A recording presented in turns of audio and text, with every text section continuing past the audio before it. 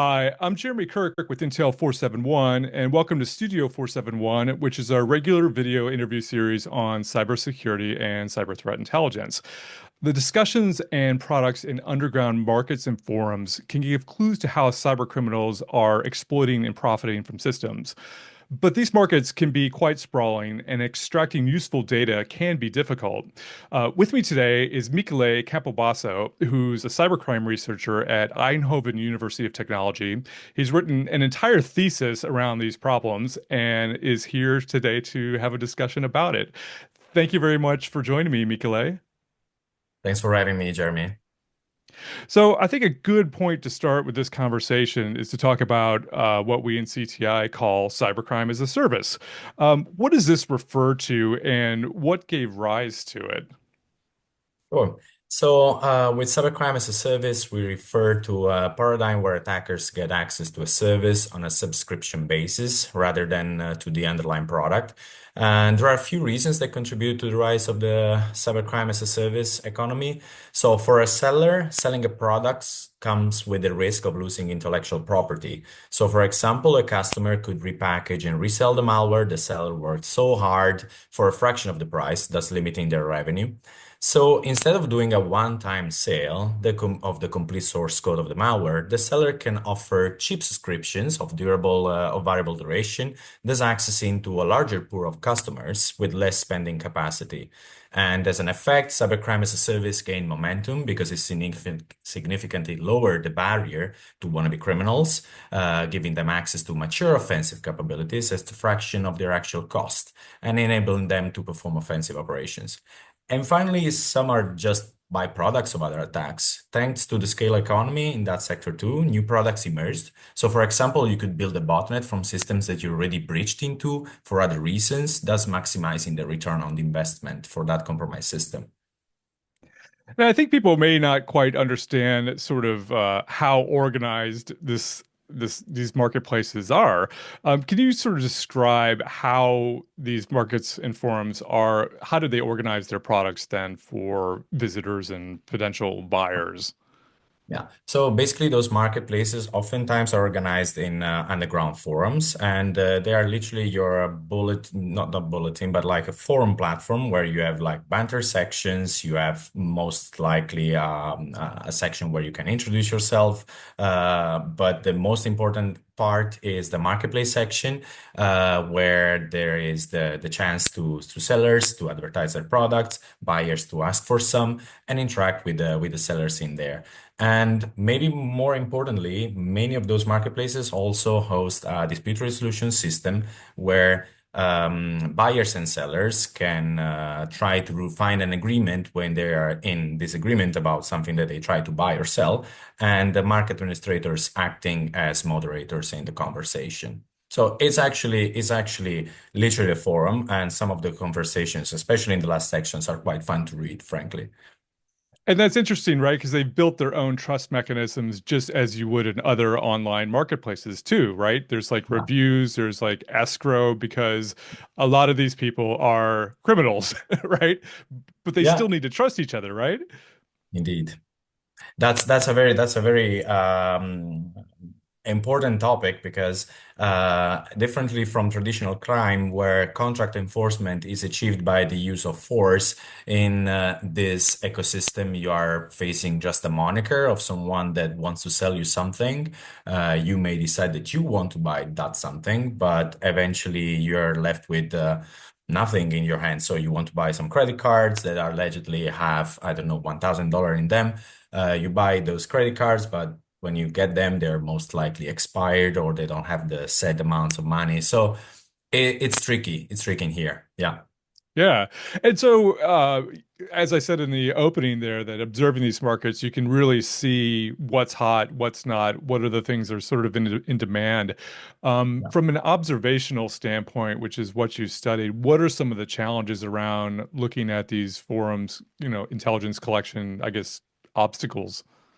Yeah, so one of the most pernicious problems here is the scale of the ecosystem. So having a stable foothold in multiple communities is time consuming and resource intensive and may require also infiltration strategies that are tailored for the specific community. So cultivating personas, posing as legitimate customer can be very complicated, especially in some of the high profile marketplaces, some of the more mature ones that maybe we'll touch upon later.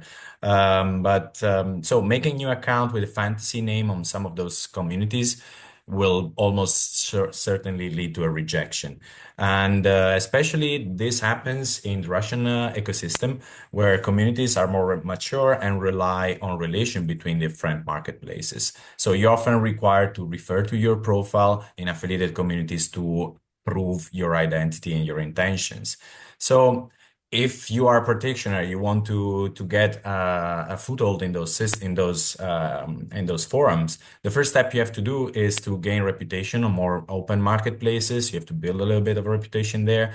Once you can convincingly pose as a legitimate customer and obtain access to that market, then you also have to keep the account alive. So managing to get an account is not enough per se, because you can be banned just for inactivity or just because you look too suspicious or you are not doing any trading here.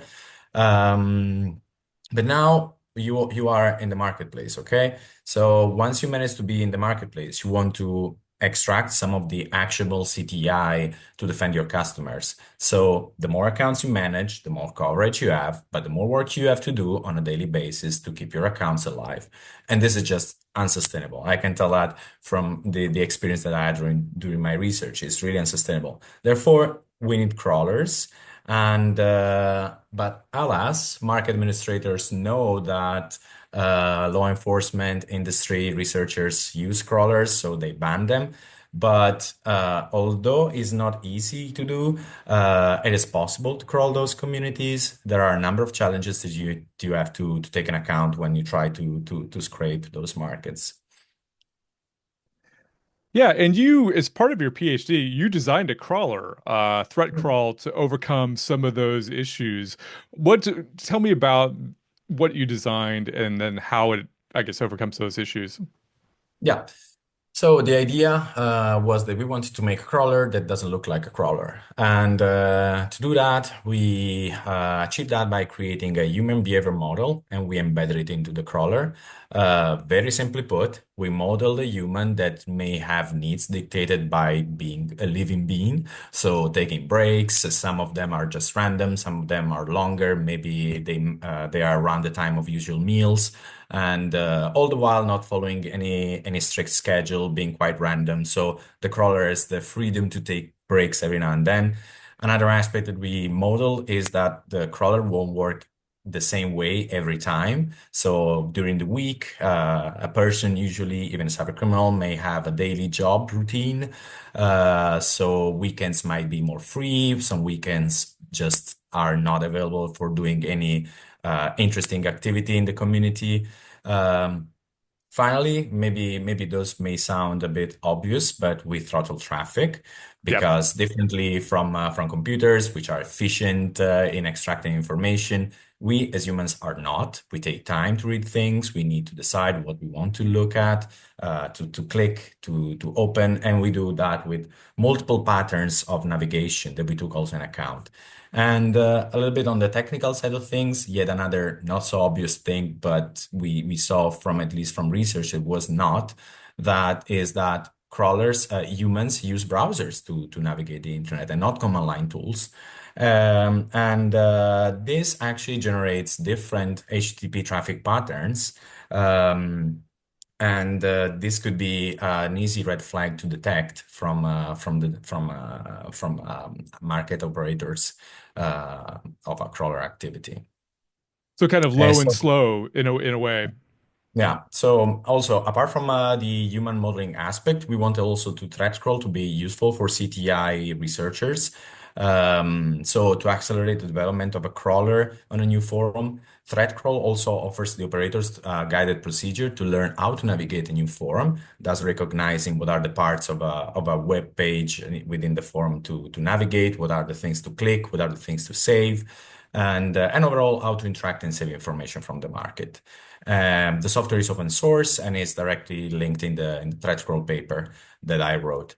And unfortunately for the practitioners out there that are already cloning the repository, I have to tell you that the software is not stable in the current release. We tested the crawler against seven forums. The training part was quite successful, while while the crawling part was not that much for a number of reasons.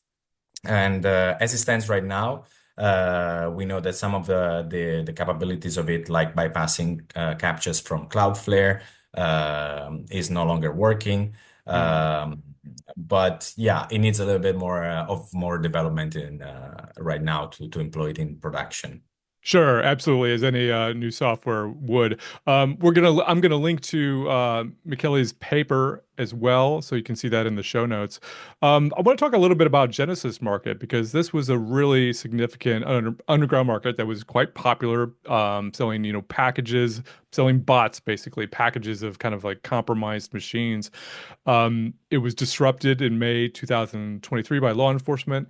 What what did we learn from Genesis about what cyber criminals prefer and how they operate? Yeah, so we learned basically that Genesis to provide the product they were selling, they were relying themselves on cybercrime as a service products as well. So to gather the bots, those packages of stolen information, they were relying on large scale malware infections with malvertisement, paper install, and exploitation as a service, traffers. We found evidence in affiliated communities that they were sourcing those tools as well.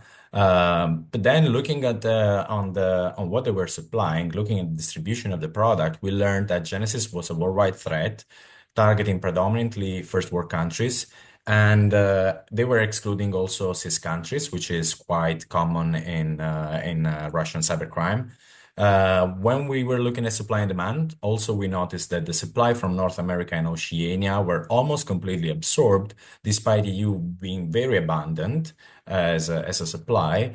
And this strong preference may indicate that attackers found more lucrative to defraud profiles originating from North America and Oceania, perhaps due to a more lax regulation on strong authentication of financial institutions.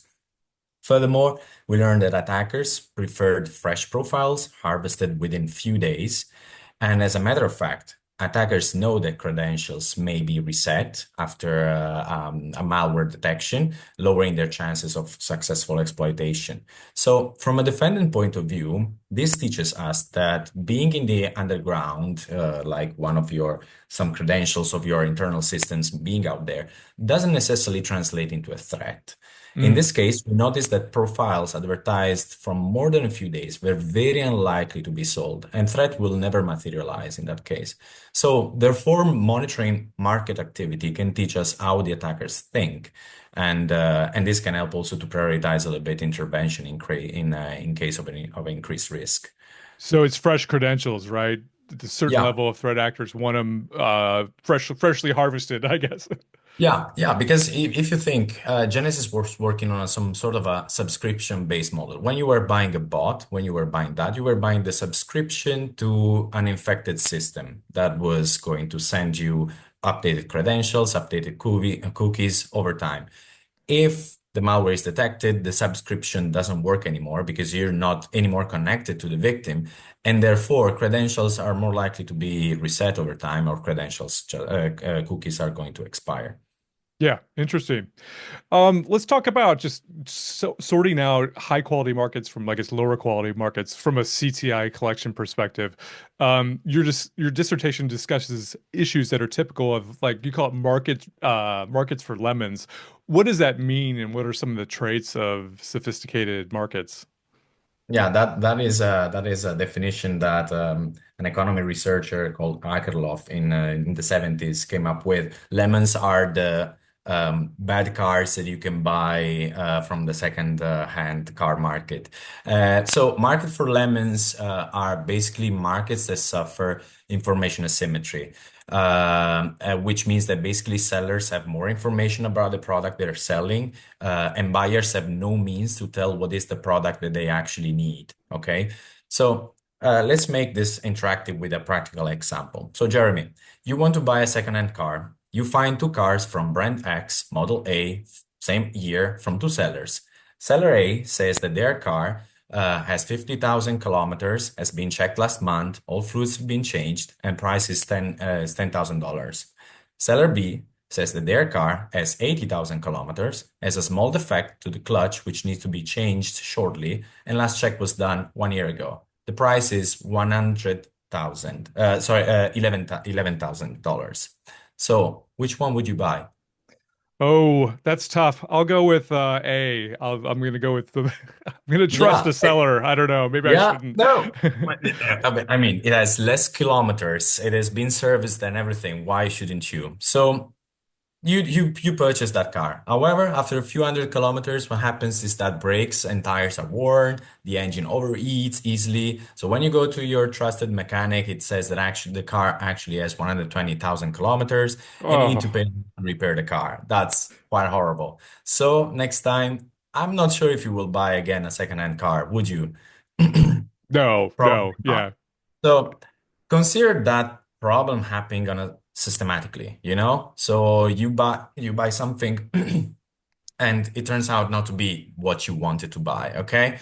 So buyers are no longer going to be interested in joining the second-hand car market because you don't trust the sellers in the market.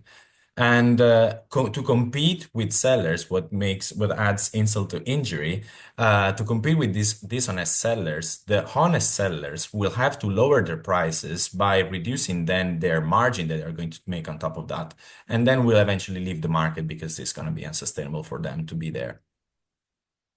Interesting. Interesting. So from a collection standpoint, I guess, how do you figure out then which ones are the ones that are, you know, not waste, you don't want to waste your time on, and but which ones have innovative, I guess, offensive Yeah. products?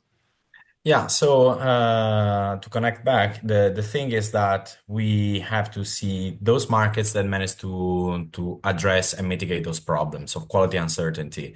And basically, we conducted an investigation on more than 20 underground markets we had access to, and we learned that on average, mature markets are able to establish trust and to promote the innovative products on average, have strict seller verification. Yeah, they verify basically their sellers by trying their products, making them to pay for their advantage position in the market to sell their products. Also, administrators are not actively involved in trade, so they are just acting as mere facilitators of the market. They are the people that police in the market because they have maybe the incentive from the fees that sellers are paying, the fees from transactions happening in here. So they have already the revenue stream. They don't want to mess with the market. They want to make Hmm. it nice and fair for everyone. And finally, also, they tend to be more segregated. Those are in general markets that is harder to get access to. Those are not markets like free access ones. Those are markets that require you to receive a vouch from someone. You have to identify yourself from affiliated communities. And yeah, and when you combine also these countermeasures together that you have to buy for getting like access to more segregated sections of the market, and you have to undergo scrutineering, that you may blow up completely your identity over multiple marketplaces. These become very effective ways to control who is in the market and to improve the quality of the products being traded therein. Yeah, yeah. How do you assess there's been lots of law enforcement actions. We mentioned Genesis earlier. There's been other ones against big marketplaces. How do you assess the impact of those actions? And is that a good strategy going forward as to, or is it like the Yeah. war on drugs, right? Where an absence of something creates demand? Yeah, so differently with war on drugs, here we are in the situation where I mean, drugs could be maybe regulated in other ways, but here you cannot really regulate the theft of stolen credit cards. So, criminologists, if you're looking just at this self-organized cybercrime that is not state-sponsored, we see, for example, that criminologists and sociologists have been experimenting a little bit with the effects of deterrence in teenagers that may begin their career in hacking by buying booter services to disrupt the game that they're losing in League of Legends or whatever other MOBA game you can think of. And results are quite promising. So in the Netherlands, there are joint efforts between academia and law enforcement to create workshops and activities for young people to teach them how to do hacking the legal way and to show how cool is it. And because after all, we have to remember that criminals are they're just people. It's just people like us. They're curious, they seek for recognition from their peers. They don't even perceive sometimes that what they're doing is illegal because they're just very young and Yeah. they want to do just a cool thing, right? So I believe that informing new generations about the risks and giving them the possibility to learn cool stuff is the right path to take to tackle cybercrime on a systematic level. Yeah, yeah. Just curious about the use of sort of end-to-end encryption. I know that when Telegram announced that it would be, I guess, cooperate more with law enforcement after Pavel Durov was arrested in France, that we noticed some threat actors saying we're gonna kind of move away from Telegram. I mean, it's we haven't done any sort of quantifiable studies of if there's more or less sort of offerings on there. I mean, so Telegram still seems to be thriving as far as a Yeah. marketplace. I mean, do you think that, the era of the large sort of, clear web forum, like breach forums, may give away to smaller groups using end-to-end encryption for better OPSEC? But I guess on the other side, that may not offer as large of a market either. Where do you see this going? Yeah, that's very on point actually, and especially when you talk about the Telegram case, I don't think the reason why Telegram is really used is about OPSEC, or at least maybe some of the players are not really that aware that it is not really the case maybe anymore. But it might be also a practical means to conduct some sort of trade, to trade some kind of products because Telegram, for example, has bots that allow you to do auto shops for proxies or infrastructure. Credit cards also, I spotted something about that, but is less common, frankly. But the bottom line here seems to be that sold products are cheaper on average than what you can find on forums, or at least less sophisticated than others. And yeah. So also we noticed basically that from underground forums there is some spillover effect for some specific kind of products. It could be just a way to cut costs, for example. With bots, it is very convenient to buy proxies, for example, and it could be an opportunity for someone dealing with infrastructure to just use the Telegram APIs to feed in the new proxies that you can buy by just running a script. It's very convenient in that regard. But still, the problem remains. I mean, how do you mitigate quality uncertainty? How do you make Yes. sure that what you're buying is not fluff and is actually something that you really want to buy? And yeah, one may argue that spending a few dollars to buy proxies from of an unknown quality is acceptable because you can do it easily with your phone, or you can funnel it into your infrastructure. But are you going to spend thousands of dollars to buy leaks or malware like the top-notch one? I don't know. Uses of Telegram look different also, apart from product. There is also room for activism, politically motivated actors, Yes. and maybe it's just a matter of what is being traded here, you know? I have this impression, frankly, that is more of a different venue with a different audience doing different things. So from a defender perspective, it really depends on what is the stakeholders you're trying to protect. What is the framing of your defensive operations? Yes. Yes. Awesome. Well, thank you so much, Michele, for joining me. Like I said earlier, we're going to link to his dissertation in the show notes so you can check that out. Thank you so much. Appreciate it. Thanks a lot, Jeremy. It was a pleasure.